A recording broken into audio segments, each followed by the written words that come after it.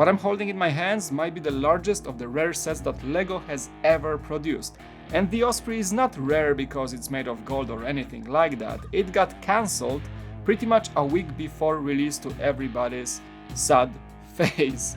LEGO stated that the set is based solely on a military aircraft and cancelled it while the boxes were pretty much making their way to a select number of stores worldwide, and then LEGO allowed those stores to sell the limited stock. People snagged it, and now the Osprey is only available at exorbitant prices on eBay. I was lucky enough to get one of the copies from the Osprey for a pretty much retail price to one of the fans, Zebrix. Thank you so much, there is a link to his Instagram below. And now I'm able to answer the question, at least try to answer the question, if this is the set that we are missing out on as a community. Is this a set that might have been a very popular set on a LEGO Technic shelf? Let's try to answer those questions. Are we missing out? I'm gonna try to answer all that in this review. Welcome! As an opening, a brief history of the Osprey from an aviation nerd like me. The concept originates from the aircraft V-15, which was the second experimental prototype of the tilt-rotor technology. The V-22 Osprey designation is coming from the year 1985. I was born that year actually. The first showing of a complete V-22 was in 1988 and the first flight occurred in 1989. I will not get into all the details of the crazy long development program and all the problems that the Osprey faced as a completely new technology. The aircraft made it to the operational testing phase in the year 2000 and saw the first field deployment in 2007. So just about 18 years from the first successful flight to the first operational mission. Now, living in San Diego, I see the Ospreys in the skies all the time and they are glorious. I see them a lot in the air shows here and I see them a lot above my house, and this is always a sight to behold, so I might be a bit biased because of how much I love the concept of the Osprey, what it went through, and how beautiful of an aircraft it is. The Osprey looks amazing, and that's not something you would say easily over a Technic set. Honestly, it looks like a model from afar, and it does have a few gaps like Technic sets go, but it doesn't really distract from just being beautiful, especially in that color tone of orange, dark bluish gray and light bluish gray. That's something that doesn't really exist in real life because it's a concept of a rescue vehicle and none of the Ospreys really have that painting, but it does look great in that way. And I'm gonna probably display it as a model, but I think I'm gonna take it off the shelf multiple times to just have fun with it. But definitely for people who collect sets for visual aspect of them, it is really glorious. What I do not like, for example, in the looks, however, are the gaps in the front of the nose. I've tried to look them up on the real Osprey if there's anything like sort of like a viewing point in those, like this gap here and on the other side as well. But honestly, there is no such thing on the US Marines version of the Osprey. Maybe that version was kind of modified to have some pilot's view of search and rescue efforts from here, but the Ospreys as they are in the Marines are also used for search and rescue operations or personal extraction, and they do not really have any sort of gapping holes here. And you can totally place a brick, an orange brick here to cover that, so I'm not sure what's up with that. There is certainly space to make it less visible. And there is, for example, a glaring gap by the landing gear, the rear landing gear. Something could have been done also about this. You can see the mechanism kind of sticks out above the the line of the side, those side panels. I think it could have been prevented in a way because the mechanism doesn't go further than that, and that gap is just there, and it's not, of course, on the real aircraft. It just doesn't look good when you take a closer look. The Rolls-Royce T406 turboprop engines, each one producing 6,150 shaft horsepower, are looking awesome. That's the iconic look of the Osprey. There is an engine air intake in the front. The blades are actually the black version of the proprietary to the Cyan so far, lime green panels on the side of the Cyan, so they come in black for the first time in this set, so that's something you may consider when you're gonna try to rebuild this set. Those are not yet available in any other set, but I like the really two-tone of the orange and dark bluish gray on the engines. The sticker is pretty darn accurate, gives you that feel of the power of this aircraft.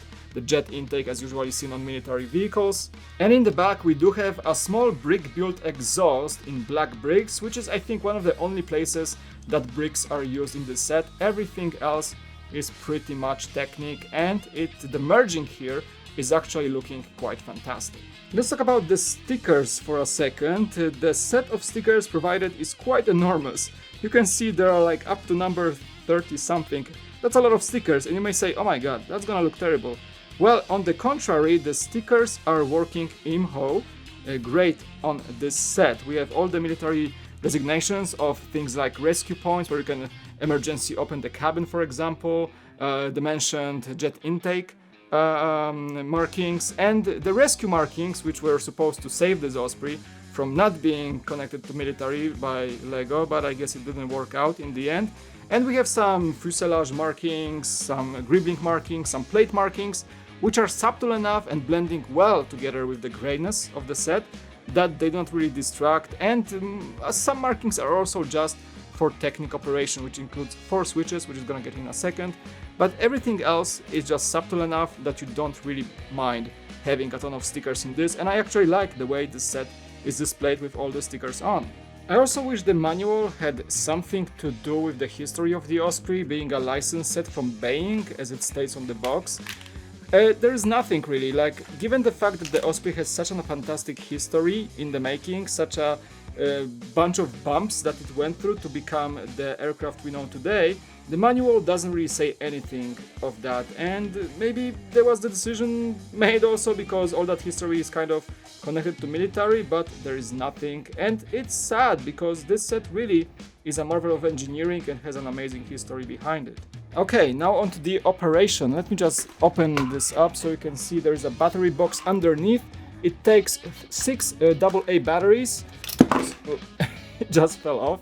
It's also worth noting that without the battery box, the set is rear heavy, so it's gonna easily lean towards the back. Just the 6 batteries add so much weight that they basically shift the center of weight for the set, and you kind of have to keep the batteries inside in order to keep it steady on your shelf. It's just gonna tilt over very easily. You can also see that the battery box slightly sticks out from the bottom, so that's also a visual something you wouldn't like, but it doesn't really look that bad because most of the time you won't see the underside of the set at all. First you have to engage the engine on idle, so it's running right now, there is no shaft or no clutch engaged, and then the controls on the back gets you all the action going. So first of all, we have controls on the left side, which are tilt rotor action, like here. So that's pretty awesome. You can get them actually in any position you want. They are just going until you stop. So you can get them at 45 degrees sort of for short takeoff landing, the STOL configuration like the Ospreys are known for. So faster takeoffs on Navy vessels, for example. And then you can go all the way to 90-degree helicopter configuration for normal helicopter takeoff, or you can also go, of course, to full 90-degree fixed wing configuration for the fast 440 kilometer speed flight as an aircraft. That's what the Osprey is known for.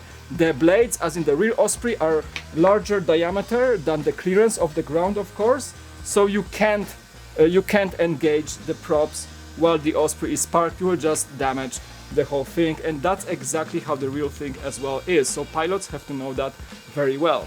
So let's get our props on the higher position, maybe a bit of a short takeoff landing like here, and on the other side, let me just rotate the set for you. Here you engage the operation and you can see the gears engaging and it's just ready to fly. You can see the ratio of gears is changing, the sound is changing, but again I applied the brickset fix. I'm gonna mention that in a second how it's done. With that operation it works great, it's smooth and easy and doesn't have any weird sounds to it, there is no damage to it. Other operating handle on this side lowers the ramp, and it's awesome because the ramp, as you can see, the upper part goes up and the lower part goes down just like in the real Osprey. So the ramp is actually consisting of two elements, just like in the real Osprey. It's closing, you can see the mechanism working inside, and it's flashing out just easily with the deck. Other way, one more time. Pretty darn awesome. I would say that I'm impressed by this operation quite a bit. I'm trying to show you the gear operation, but it's not easy because it's really one more thing that you should know. It's hard to hold the set and operate everything with one or two even hands because it's just so heavy. So that's something I would consider a flaw. It should have some sort of a handle to hold it like a Star Wars Star Destroyer or something. But anyway, that's my setup for showing you the gear operation. Let me just get the props out of the way. Boom, that's pretty cool. There we go. And this switch gets you the gear operation, so it's fully extended, and other way gets you the gear retracted. It just hides smoothly and tells you when it's done by clicking, and it's done. So now we can engage the propellers and maybe just get a full 90-degree angle, and now the Osprey is in a full flight operation. Also, you should probably know that it's safe to stop the spinning rotors with your hand. They are not damaging you in any way. They're just like on a special clutch shaft, so when you stop, the engine keeps running but it disengages, and there is no way you can get hurt by the Osprey. So that's something I think you should know in case you're buying such a rare set for your kids. And there's pretty much one last extra feature that's kind of hidden in the back. You can actually operate the rear flaps manual. There's a small lever right there, and you can just adjust it to landing or flight positions or just changing directions. It's basically an aircraft in that configuration, so it needs rear flaps as well. The actual real Osprey also has flaps here on the vertical stabilizers, which are not present in the set, but you gotta know that in that configuration it actually flies like an aircraft, so it needs all the same controls of fly-by-wire system. And honestly, I think the only thing missing from operating this Osprey is the fact that the real thing can fold itself for carrier configuration, aircraft carrier configuration. So basically, this whole assembly, when the gearbox is and the drive shaft for the propellers, can first of all, the blades can fold into along the engines, and then this thing can rotate along the body to pack it for storage, for transportation, for a carrier deck hangar operations, which is not present in this set. I don't think it's even possible because the whole mechanism is packed inside here. So that's gonna be an extra depth of fiddling with that. But something to know that it's not exactly like the real Osprey. And I mean, you gotta give props to the designers that they made it that way, so that the Osprey, even given the fact it has all those crazy gears and gearbox operation inside the set, there is still the cargo shaft. It's really dark in there, but you can see it's empty in there, so you can actually access the cockpit. Just like in the real thing, there are no gears or axles sticking through the set. Everything is within that upper portion of the set, which is also the way you build it. You build the lower portion in back 1 and the upper portion of the gearbox in back 2, and the set becomes reality, so you can actually store some minifigures in there, or cargo if you please. Alright, as we're getting closer to the end of this review, let me just tell you about the Brickset fix that I keep mentioning in this review. Basically, Brickset found a flaw in this set, and many other people who were able to get this set also found a flaw. In the normal building scheme, one of the gears gets really damaged after just a short amount of operation of the Osprey. The gear in mind is a 1/8-tooth gear that basically takes a lot of torque from the main gearbox, and that gear is shifting power between all the functions of the set. The tilt rotor function, the rotor blade function, the ramp, and the gear. I'm gonna access the gearbox from the top flap. There is an easy way to do it. You can actually remove the whole gearbox because it's kind of integrated with the upper part of the aircraft, as you will see in the instructions, but there's the easiest way to access it by removing that yellow axle on the top. I'm gonna use my pliers to just pull it. There we go, removed this one, and with that out, you can open it and just look into the gears. And let me just run the engine so you can see that it does run smoothly. Engage the engine, you can see it's idle. Those are all the clutch elements that switches engage. Let's do the tilt rotor function. Boom. You can actually also see that the flaps of the tilt rotors are moving, which is pretty awesome, like in the real thing. But okay, let's stop it. It's like engaging, and now it's engaging, and now we can get the actual main function, which is the rotation of the rotors, and you can see it's running pretty smoothly, no clicking, no bad noises whatsoever. So the difference is that I use those 3 extra gears from Brickset. In the original design, you would have the 3 gears in the middle, in the place where that 3-point beam is, and the beams would be double on the both sides. So as a result, you get a spare after applying this fix, because this part gets left out, and you just add 3 extra gears in place and close it off, and that way you pretty much remove all the bad clicking, all the bad things that are happening to this set for people who did not apply any fixes whatsoever. For final words and conclusions, we're gonna go back to the studio in a second, but just wanna answer the question right now. Is this set redoable? Can you do it using the available online instructions? People actually scan them, they're pretty available, easy to find. Well, yes and no. It's too early to tell. The set uses a proprietary battery box. It can be replaced by the smart hub from the new LEGO Technic, Control Plus. I think it's the same shape, but it has some limitations, as you can find online as well. The blades, the black blades, are actually only appearing in the Lamborghini Cyan in lime green. So the black version is only available in the Osprey so far. So that's a big bummer, because they are a big part of the set, obviously. And other than that, colorations, some orange elements are exclusive to this set. So, I think the battery box will appear in future sets. This is the first set to actually use it. I'm doubting that LEGO is making a special battery box just for one set. I believe it's gonna appear in more sets in the near future from Technic, but you're gonna have to wait for, or even skip, some orange elements that only appear in this color in this set. So it's doable if you have a bunch of cyans lying around and you're okay with lime green rotor blades and you're okay with waiting for the battery box, but it's gonna be a difficult journey for sure. I certainly do not want to turn it off. It's so amazing. I hope you guys enjoyed this detailed look on the Osprey. Actually, I'm gonna turn it off. It's getting a lot into my audio right now, but it might have been one of the most successful sets ever made. It might be on the shelf of iconic legendary status, along with the likes of the GT3 RS, the Chiron, and the Cyan right now, as those hypercars are widely considered the flagship sets of Technic. The Osprey might have been that exact game that people would come back to and be happy to have it in the collection. I am speechless. Please wake me up, honestly, of the fact that I do have it in my collection. Thank you again, Zebrix.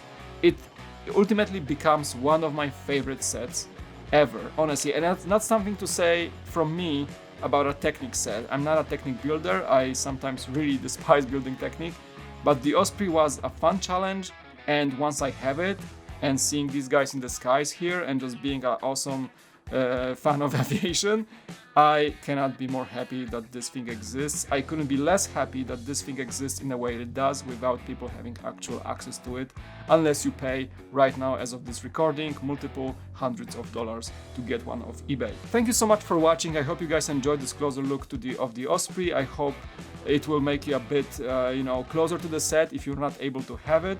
I was trying to get this the best quality possible. Let me know in the comment section below what you think. Hit that like, subscribe for more like these. I'm gonna over the time try to get the best possible reviews of some epic sets for you as I can, but I hope you enjoyed this one. Thank you so much for watching. It was Mike at The Cool Factor, and I hope to see you in the next video.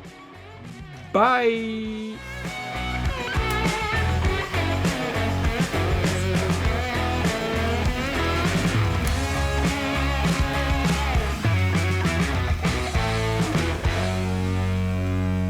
Oh, don't hit the monitor. Okay, bye.